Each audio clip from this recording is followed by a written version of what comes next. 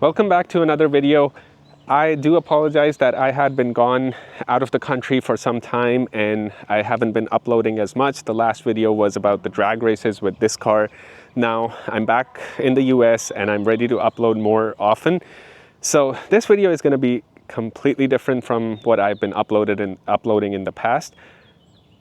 I want to tell you guys a story about myself. So before 2020, I used to ride motorcycles, and on May 9, 2020, I crashed my motorcycle.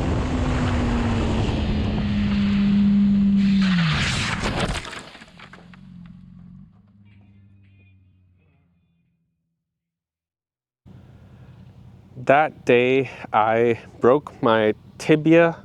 I had 2 broken ribs. I had bruised lungs. And I'm so grateful I had nothing life-threatening. My head, spine, and back were perfectly intact. I was life-lifted from that location, taken into the ER, and I stayed in the hospital for 3 days, but I recovered pretty quick. But during that time, I was still on crutches, and one of my friends who owned an R1 at that time gave me his motorcycle, and he was like, just ride and get over the fear, otherwise you're never gonna ride again. And that's exactly what I did. I went up to the motorcycle on my crutches, put them to the side, got on the motorcycle and just went for it. That was the best decision I made, that I didn't get scared of motorcycles. And now 4 years later, I have bought another motorcycle. Before, I had a 2009 Yamaha R6. I had put 10 to 11,000 miles before I crashed, and it was so immaculate. Everything was perfect on it. But this time, the bike that I've got is a project bike. I got a really good deal on it. It has some broken and missing pieces. It needs some engine work, and I'm gonna take this project up, take you guys along, and show you the process of fixing this bike and making it immaculate, just like my old one. This is my Suzuki GSXR 600. It's a 2017 that I bought used. I bought it off of Facebook Marketplace. I bought it off from a really cool guy. He was really honest with everything he told me about the bike. There are pieces broken that he was upfront and honest about it. And I'll show you up close what exactly the bike looks like, what the damage are, and what we're fixing. So this is the good side of the motorcycle. Practically, there is no damage on this side. The guy had removed the exhaust from this bike, and he was just running the pipe up to here, no exhaust at all. I did tell him to put the original back on, time being. So he put it on, but he was missing this clamp that goes on here. And that way there are no exhaust leaks, but he probably couldn't find it. Not even the nut that holds it in place. So he just put it on there. So obviously there's gonna be some leakage from there. So the bike doesn't sound as it's supposed to, but at least we have the original exhaust on it. There's no damage on this side, but things change on the other side of the motorcycle. So let's talk about the goods of the motorcycle. Of course, one of the good is this side of the motorcycle. Overall, it's great.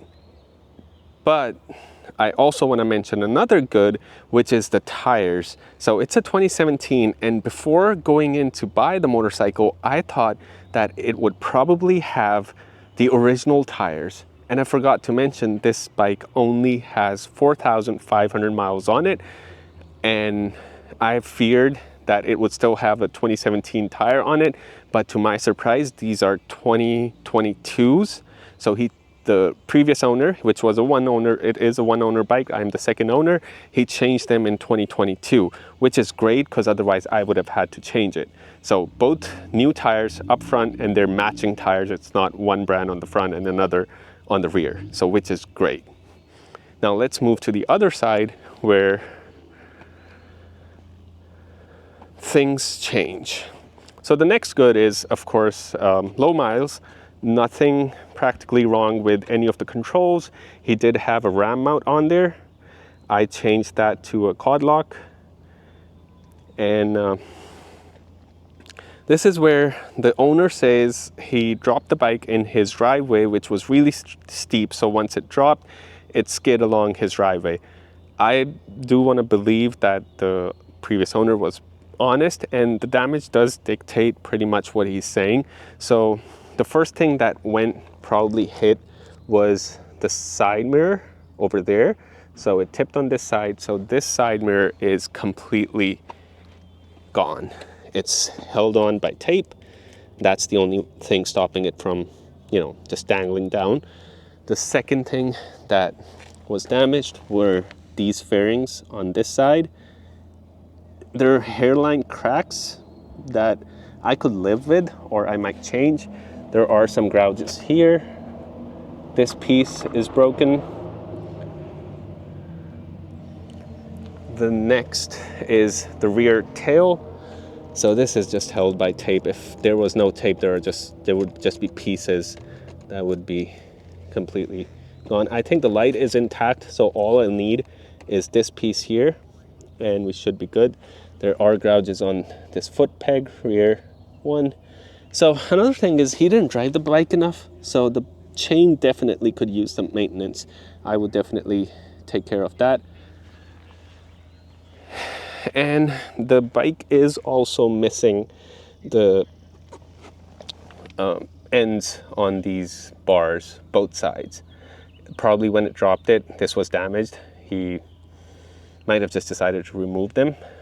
It does have some cool break-off levers. I think they're aftermarket. I prefer the OEM ones, but it's okay. They're not bad. They're not terrible. Another bad about the motorcycle is the lights that he put on.